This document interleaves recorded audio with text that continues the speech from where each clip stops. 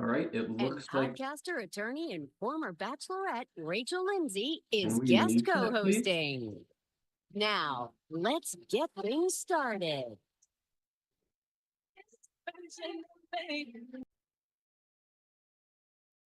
All right, thank you.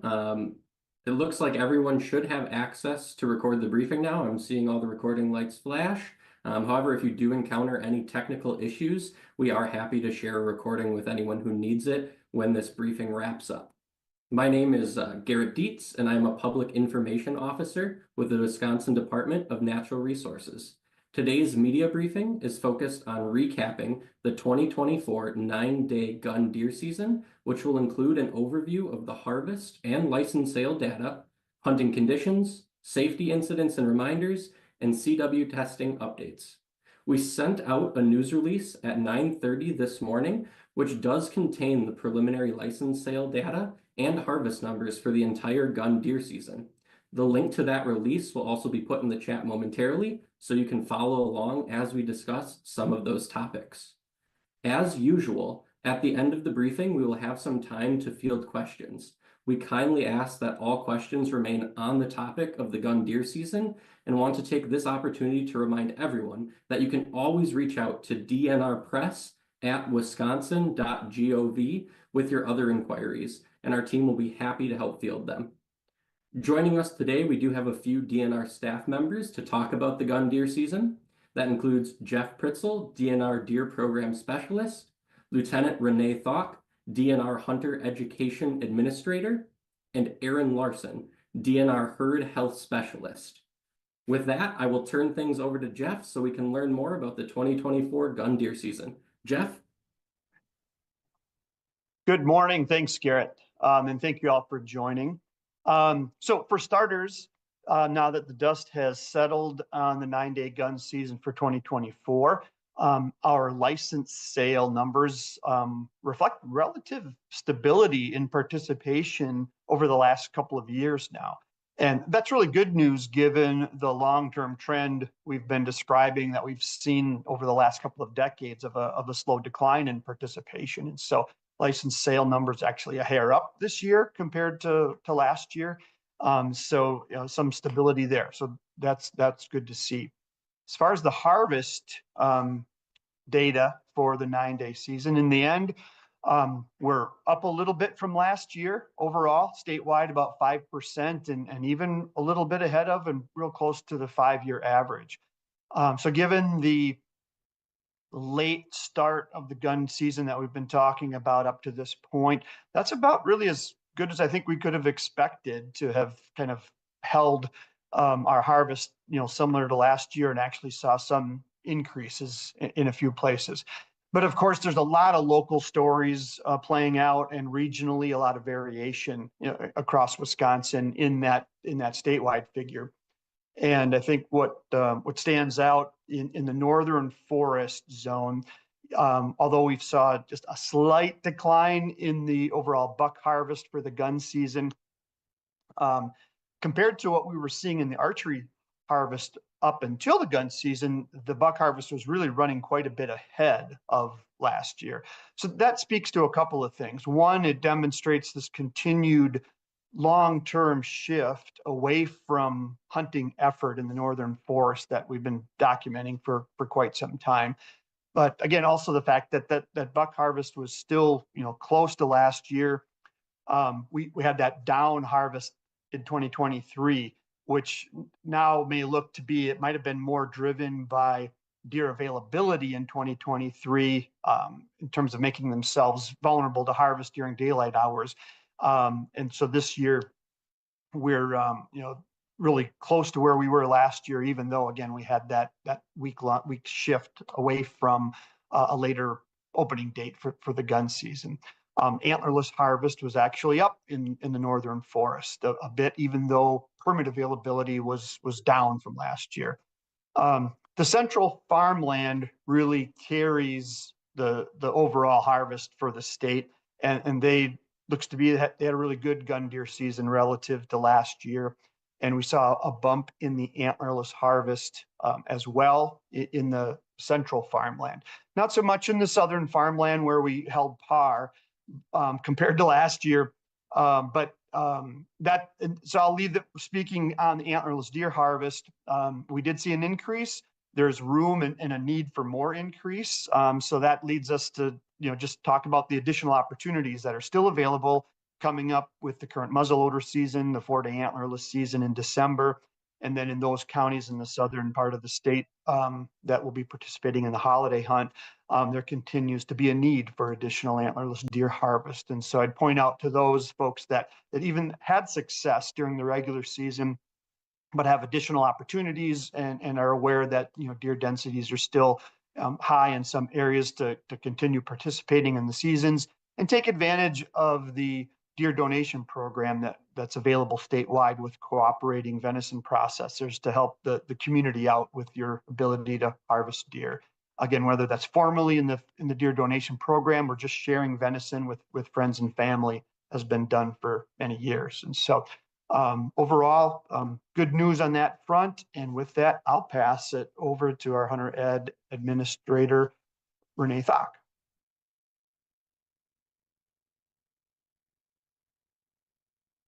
All right, good morning, everyone. So just a brief update here from the Hunter Education and PSRP side of things. At the time of this news release, the DNR is happy to report only one two-party non-fatal hunting incident during the 2024 9-day gun deer season, which spanned from November 23rd through December 1st. This took place on November 29th in Vernon County. At this time, the victim was transported privately to the hospital and received medical treatment for his injuries. The shooter has been identified and the investigation is pending. We do have a spokesperson for that event, which is Recreation Warden Kurt Konachek. So comparatively, during the 2023 gun deer season, the DNR only reported 3 firearm-involved hunting incidents. As we take a look back at our history of hunting incidents in the state of Wisconsin, we can report that 6 of the last 10 gun deer seasons have been fatality-free. The average rate of incidents in the previous 10 years has been approximately 5.6 per season. And the 2024 gun deer season marked the lowest rate of incidents, 1 incident in 40 years, in the last 40 years, passing the 2023 gun deer season with only the 3 incidents that were reported. At this time, we like to stick to our general safety message, and we want to remind all hunters to always follow and practice the 4 main rules of firearm safety, otherwise known as Tab K. T, treat every firearm as if it were loaded. A, always point your muzzle in a safe direction. B, be certain of your target, what's before and what's beyond it. K, keep your finger outside of the trigger guard until you are safe to shoot. And we always like to just keep this in the back of our mind as we are out of the 9-day gun deer season. We still have several hunting seasons that will continue on into through the end of this year and then into 2025. And then lastly, anyone with information regarding a natural resource violation may confidentially report that by calling or texting our violation hotline at 1-800-TIP-WDNR or 1-800-847-9367. The hotline is available 24 hours a day, 7 days a week, and we have trained staff that are ready to help you and relay the information to a conservation warden that'll follow up with that complaint. At this time, I will pass it over to Erin Larson for a CWD update. Thank you. Thank you. Good morning, everyone. So I just want to start by thanking all of the hunters who have submitted samples this year for CWD sampling, especially from the priority areas we were trying to increase samples from. And a reminder that we will still have sampling options through these later seasons, including disposal sites as well. But just a reminder to have hunters always check those locations on our map prior to going out, as some will be taken down and removed throughout these later seasons. Also, a reminder for hunters still out there, if you do have a buck, you can get that submitted for CWD sampling, even if you want to have a mount done. If you wanted to have a full body mount, you can have the taxidermist remove the cape and then have that inner part of the head saved to submit for CWD sampling. If you are looking to have a Euro mount done, you can remove those lymph nodes yourself or bring it to a staffed location or make an appointment with the local wildlife biologist of your county to remove those lymph nodes so that you can have that skull with you throughout the whole process. Also want to touch on the results from the 9-day. We started getting CWD results back from the opening weekend on the Tuesday after. So just a few days later, some hunters were receiving their results, and we continue almost daily to get those results sent out to our hunters. At our processing center, as you can imagine, it's a high volume time with all of the deer submitted for sampling from the 9-day, but they are working every day to get through hundreds, if not 1,000 deer through the system to get that test result back as quick as possible. And then we do have 3 locations to look up the test result. One is just that email will be sent to the hunters if an email is listed in their Go Wild account. There is a lookup on our CWD results webpage where the hunter can put in their customer ID or the barcode of that deer that was submitted for sampling to get the test result, or in their Go Wild account in the harvest history portion, there will be a link to the test result when it's available as well. And then one last reminder, if the hunter does get a positive test result, they will get issued a replacement authorization within a couple of days that will be added to their Go Wild account. This is good for the remainder of the seasons that are still ongoing for this year, but also will be still valid for next year season as well, starting in September of 2025. Those replacement authorizations are not weapon specific. You just need to have the correct license to utilize them. And for a buck that tested positive, the hunter would get a replacement buck authorization that's valid statewide. If the positive result was for an antlerless harvest, the hunter would get an either sex replacement authorization that's good for the same unit and land type of the positive deer harvest. So with that, we'll turn it back over to for questions. Yeah, thank you, Jeff, Renee, and Aaron for sharing all of that information. As Aaron mentioned, we have some time for Q&A, so please go ahead and use the raise your hand feature in Zoom, and I'll be able to call on you so you can unmute and ask your questions. And I'm actually seeing a question in the chat that I'll read. For what reasons do you credit for the increase in harvest? Snow on the ground, mild temperatures, or other? That is from Chris Vetter. Yeah, thanks for that, Chris. I do think, as those of you that were tuned in after opening weekend, we were running just a hair behind last year, and so we caught up and surpassed that a little bit during the week. And I believe we get feedback from the field, as we do every year, that was the full spectrum of having great experiences to people that were still struggling, but in general, that the snow that came in some parts of the state on Monday, other parts got some snow on Thanksgiving, certainly helped. The colder temperatures and windy conditions, a lot of comments that actually got deer moving a little bit better during daylight hours. There was some suspicion that it actually suppressed hunter activity because of those cold wind chills, but those that did go out and persevered and adapted their strategies to the weather, seemed to get some additional success, mostly because of those colder temperatures, I believe, with some snow cover on the ground. So that kind of plays out and makes sense based on our past experiences.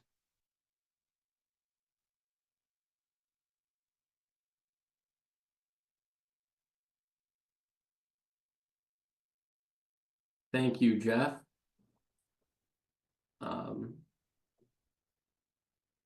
Renee, I know that you mentioned there was a contact for the incident in Vernon County. Is there anything to add, or Alec, would you like to email DNR Press with that question? We can connect you with the correct contact for that incident. I can also give a brief synopsis of it as well, if that would help. Sure. Yep. So in regards to our one hunting incident that was reported this year, it was reported in Vernon County, Wheatland Township on November 29th. Around 4 p.m., a 14-year-old male was sitting in an enclosed tower stand with his father on private property. The victim's father heard what sounded like a gunshot in the distance, and then shortly after, the victim had felt pain in his feet and found that he had suffered a gunshot through both the left and right foot. At the time of that incident, the victim was transported privately to the hospital and received medical treatment for his injuries. And like I said before, the shooter has been identified and the investigation is pending right now. If there are further questions regarding that, you can reach out to Recreation Warden Kurt Konachek. He is the spokesperson for that hunting incident and he was on scene for that. Thank you. I hope that answers your question, Alec. Danielle? Yeah, thanks for taking my question. I was wondering if you had any idea why it was the safest season in 4 decades, and also wondering what the total number of hunting incidents has been so far this calendar year. Yeah, so it's kind of hard to pinpoint one thing on why we only had one hunting incident this year. Just because there's so many factors that play into that. It could be weather, it could be, maybe people aren't seeing as many deer while they're out this, it could be any number of things. We don't have a specific answer for that. And in regards to how many we've had so far this year, I believe that we are at 8 total. So whether those fall or not in the 9-day, again, it's anyone's guess why we only had one this year. But, we are, just because there's such a microscope on the 9-day gun deer season, I think a lot of people only hear that, okay, one incident. And, they think that, all right, we're doing really well. There are other incidents outside in the calendar year of 2024. So, for the 9-day though, at least we only had the one and we're happy about that. But, there's not too much to say on why we only saw one.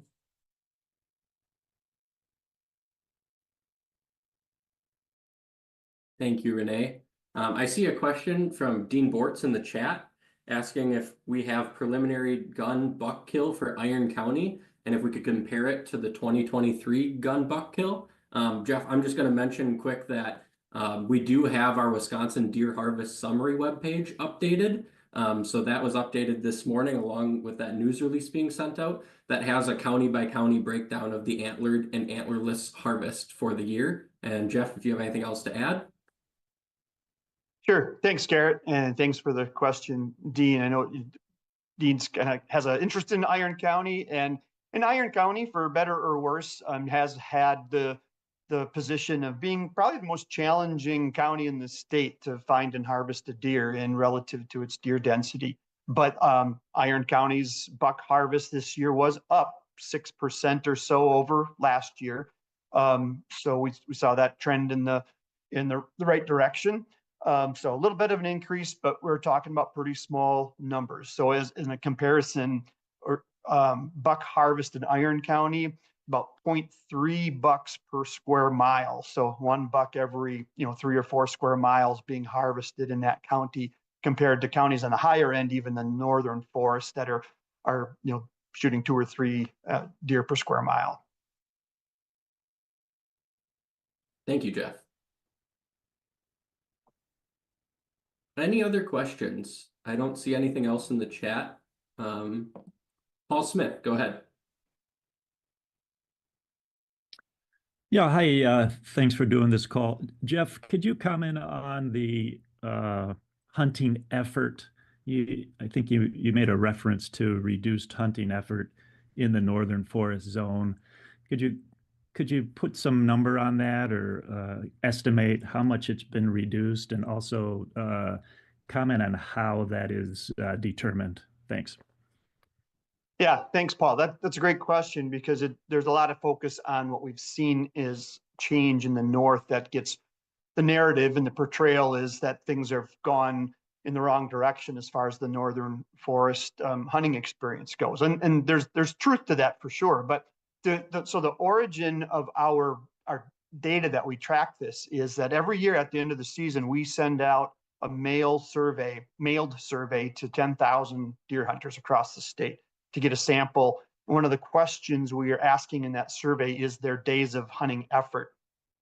And so having done this survey for decades, what we've seen is overall our total days of hunter effort or trips that hunters make across the state have been relatively stable, ranging from 7 million to maybe 7.5 million every year. But those hunting trips have really shifted in the state, and specifically for the gun deer season. And we've been tracking this for a long time. So going back to the mid 1990s, we started to see a decline in total hunting trips dedicated to the northern forest. And so what's interesting about that is, again, that decline actually started during the period of time when hunting or deer harvest in the north was at its peak. And so this relationship between reduced hunting effort and reduced deer numbers or opportunity, there's certainly truth to that over the last decade, but that decline in effort really started back in the 1990s. And so it wasn't so much a response to a lack of opportunity in the north, but really an expanding opportunity that was surpassing the north in the southern half of the state. So we saw that effort really shift. So cumulatively, over the past 30 years, our days of hunting effort in the northern forest right now are about half of what they were back in the 1990s. So that has to help put in perspective why we see those declining harvest numbers in the north that aren't necessarily tied directly to declining deer numbers. And again, part of that shift has been to the south, but it's also been to the archery season. Our archery buck harvest in the northern forest this year is running over 30% ahead of last year. And so as a different metric, which covers a greater period of time, it would suggest again that this declining harvest we're seeing in the northern forest isn't a direct parallel to the deer population up there. Thank you, Jeff. Danielle. Hi, thanks again for taking my question on chronic wasting disease. I might have missed this, but I was wondering, Aaron, were there any new detections among wild deer sampled during the 9-day hunt? And do you happen to have like a time frame for timing of test results? So there have not been any new counties that had a CWD detection that haven't had a detection prior, if that answers your question. As far as the second part, which I think more relates to turnaround time, we are getting results for some hunters within, a couple of days from that opening weekend, but we're still going to be continuing to get results through for, another week or two. So the average at this point, I don't have available since we're right in the midst of it, but we're hoping that we will be around where we were last year, which was about 9 to 10 days as an average of getting the test result back to the hunters after dropped off at a sampling site to when that result is sent back out to them. Thank you, Aaron. Kevin, I see you had a question about the harvest numbers. We will look into that and follow back up with you after the briefing. Thank you. Any other questions?